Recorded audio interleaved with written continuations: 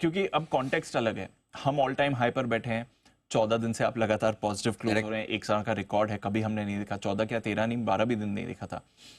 तो उसके बाद अगर ऐसी गिरावट आपके सामने ग्लोबल मार्केट से आती है तो फिर हम पर असर कितना पड़ेगा इसका? देखो, हम भी भाईचारा निभाएंगे। हम तो, हमारा तो वो पुराना हमारा वो है ही ना कोर्ट की, वसुधैव कुटुंबकम, पूरा विश्व हमारा परिवार है ना। तो हम भी ग्लोबल मार्केट का हिस्सा है, तो इनके साथ साथ थोड़ा हम भी साथ देंगे। ऐसा नहीं है, मतलब तन और मन से साथ देंगे, धन से भी देना पड़ेगा थोड़ा। लेकिन सवाल ये कि देखिए, पहली चीज हम पर कितना असर, तो हम पर असर क्या, धीमापन अगर कोई है भी, वो मुझे दिख नहीं रहा, अगर कोई है तो भी अमेरिका में है, हमारी इकोनॉमी में नहीं है। हमारे यहाँ थोड़ी कोई धीमापन है। हमारा कौन सा धीमापन है? हमारे तो पिछले जीडीपी क्वार्टर के ग्रोथ, जीडीपी ग्रोथ 6.7% आई, तो हमें डर नहीं लगा। Correct sir. कि कोई बात नहीं, इलेक्शन था इसलिए आई, अब वापस ठीक हो जाएगी। सो न तो हमारे यहाँ इकोनॉमिक धीमापन है, न ही हमारे यहाँ कोई एनवीडिया लिस्टेड है ऐसी कंपनी भी नहीं है। हाँ, जिससे डर है। हाँ ठीक है, ग्लोबल मूड माहौल के साथ थोड़ा हम भी कमजोर हो जाएंगे, और होना भी चाहिए, इसमें कोई गलत नहीं है। लेकिन इस कमजोरी में आपको दो चीजों पर फोकस करना है।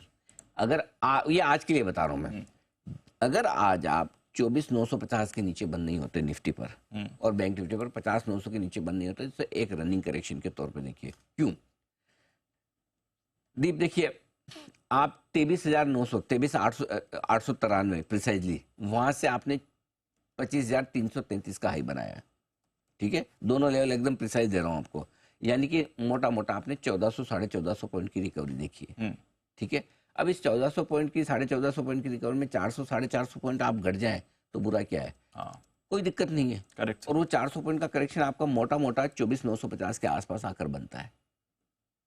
तो पहला मतलब संकेत सावधानी का 24,950 के नीचे बंद होने पर आएगा। तो क्वेश्चन है, देख लो आपके सामने क्वेश्चन है। हाँ। ठीक है, सेम बैंक निफ्टी 49,650 से बढ़ा है, और कल आपका करीबन 51,650, 2,000 पॉइंट चल गया, बराबर 2,100 पॉइंट, 600-700 पॉइंट ये भी निकल जाए, 2,100 पॉइंट था तो 2,100 पॉइंट में से 1/3 निकाल दो, कितने गए? 700 पॉइंट। अब 700 पॉइंट अगर ये निकलता तो कहाँ आता है आपका? 50,900।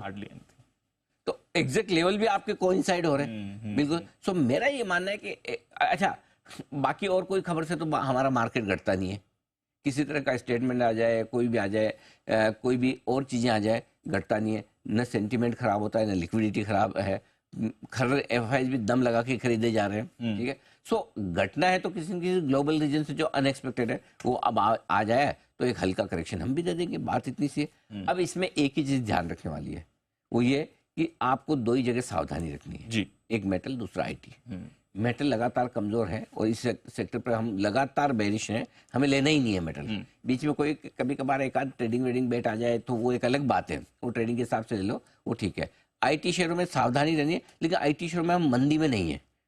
सावधानी तब तक रखनी जब तक धीमापन अमेरिका में, रिसेशन की बातें हो, तब तक आईटी चलेगा नहीं।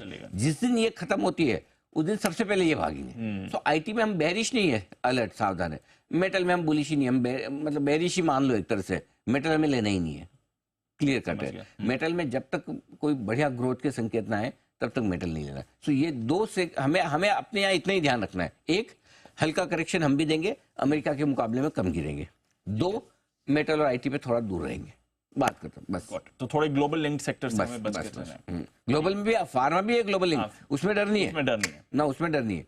अमेरिका वाले मंदी में जाएंगे, डिप्रेशन का ज्यादा दवाएं खाएंगे हमारी वाली वो भी है, फार्मा इंडेक्स तो खैर पसंद में दिख ही रहा है।